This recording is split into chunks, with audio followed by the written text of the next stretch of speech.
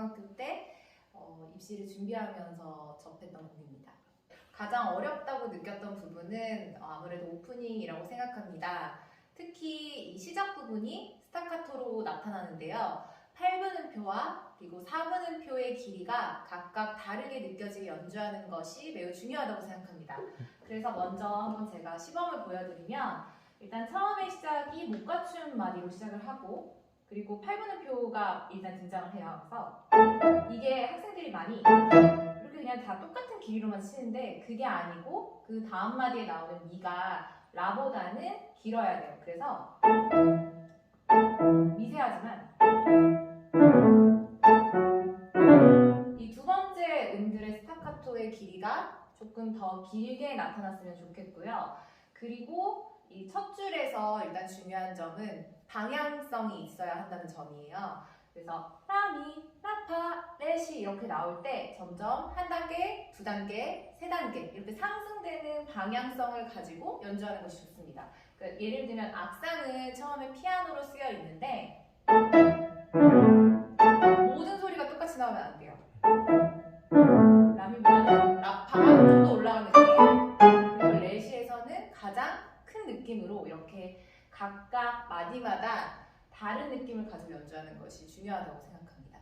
두 번째 줄에서는 이제 악상이 포르테 피아노가 나와요. 그래서 왼손에서 이 엄지도 중요하지만 처음에 시작하는 5번 이 역시 이 코드도 방향성이 있어야 해서 5번과 엄지 모두 다 잘 나와야 하고요. 그리고 포르테의 오른손에 나오는 라 바로 이제 스위토 피아노가 나오는데 학생들이 가면서 작아지는 경우가 많아요. 그게 아니고 라, 시도를 이런 식으로 포르테 피아노를 분명한 차이를 가지고 연주하시는 것이 매우 중요하다고 생각을 하고요. 그리고 그 다음에 나오는 여기도 라와 역시 방향성을 가지고 어디가 가장 목적지인지를 알고 연주하는 것이 다음으로는 네 번째 줄에 대해서 설명을 해드릴 건데요.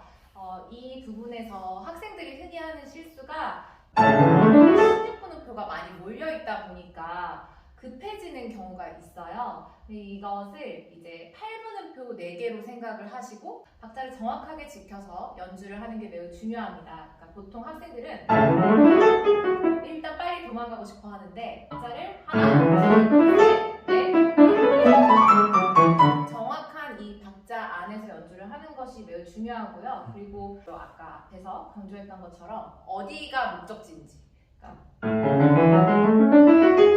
라를 향해서 가고 미를 향해서 가고 이런 식으로 정확한 패시지들이 방향성을 갖는 것이 매우 중요하다고 생각합니다. 베토벤 소나타에서는 밑소리만 중요한 게 아니고 내성도 잘 살려서 레가토를 하는 것이 매우 중요합니다. 특히 맨 아랫줄을 먼저 같이 살펴보면 이렇게 원래는 오른손으로 다 치는 건데 나눠서 연주를 해봤어요.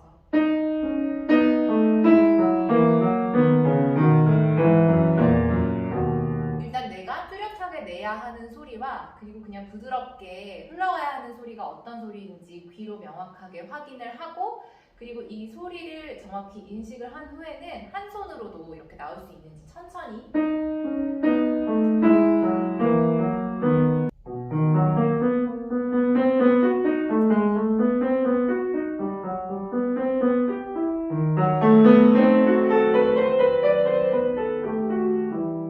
이 부분에서는 이제 포르테 피아노가 나오는데요. 특히 이 왼손의 도가 매우 중요한데 학생들이 연주를 하다 보면 오른손이 아무래도 상대적으로 멜로디라는 인식이 강해요. 그래서 도보다 왼손의 도보다 오른손의 레가 더 큰 경우가 많은데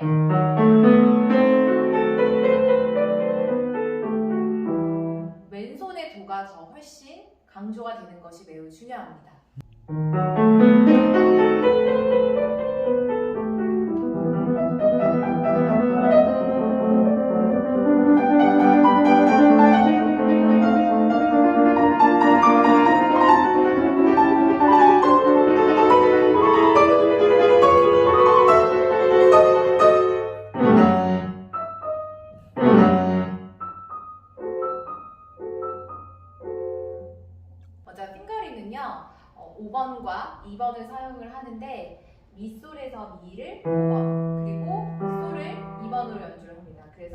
핑거링을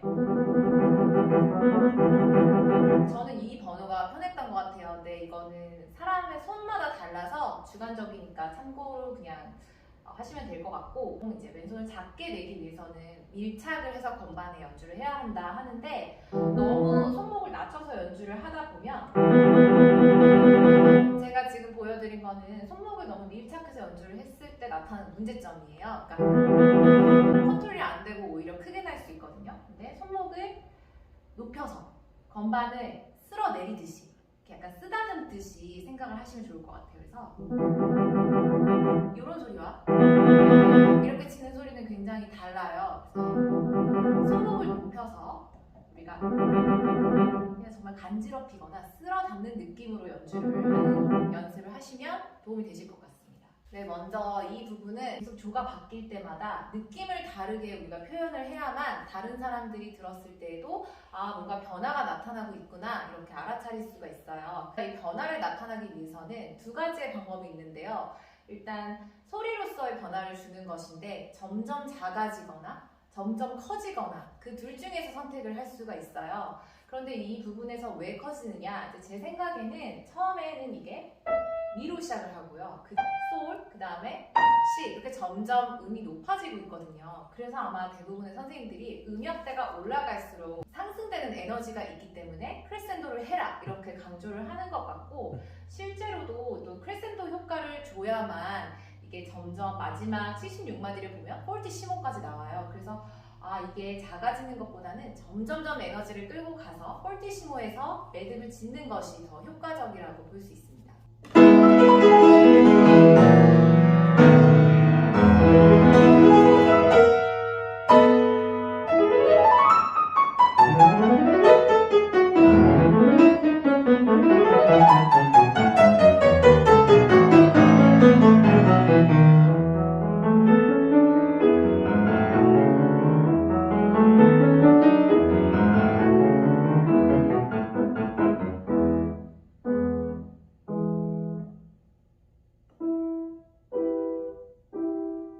네, 103마디를 보면 여기 지금 레가토가 내성에서 등장을 하는데요. 먼저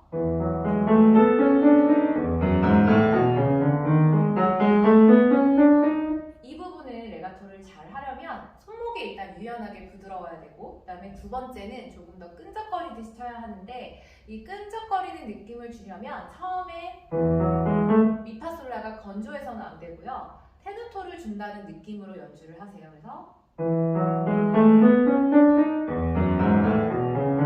처음에 미를 테누토를 중심으로 연결을 해야만 조금 더 부드러운 레가토를 느낄 수 있습니다.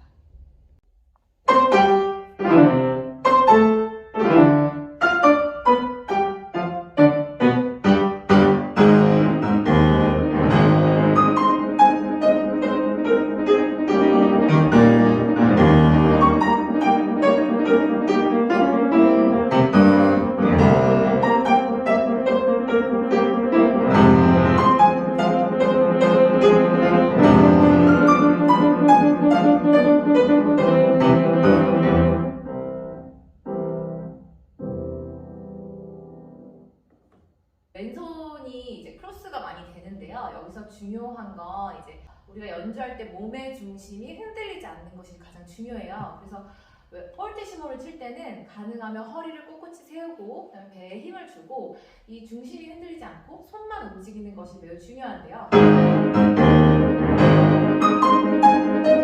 이런 식으로 연주하는 것이 매우 중요한데, 학생들 같은 경우 많이 이렇게 몸이 쏠리는 경우가 있어요. 그래서 여기서 가장 중요한 것은 흔들리지 않는 자세가 매우 중요합니다.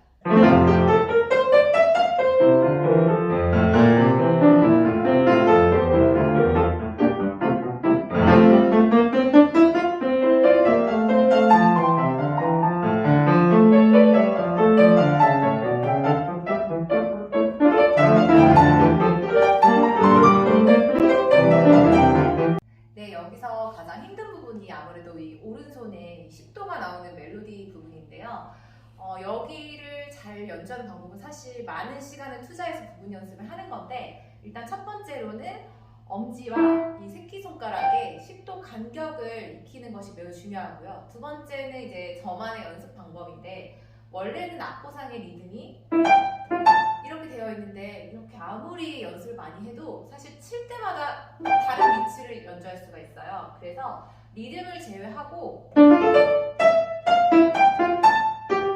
이렇게 나눠서 리듬을 이제 원래 악보와는 관계없이 연습을 하는 걸 해보세요. 그 다음에 이제 새끼손가락의 힘이 엄지손가락만큼 길러졌을 때 그때 리듬을 원래 적혀있는 악보대로 연습을 하면 조금 더 수월하게 연습을 하실 수 있어요.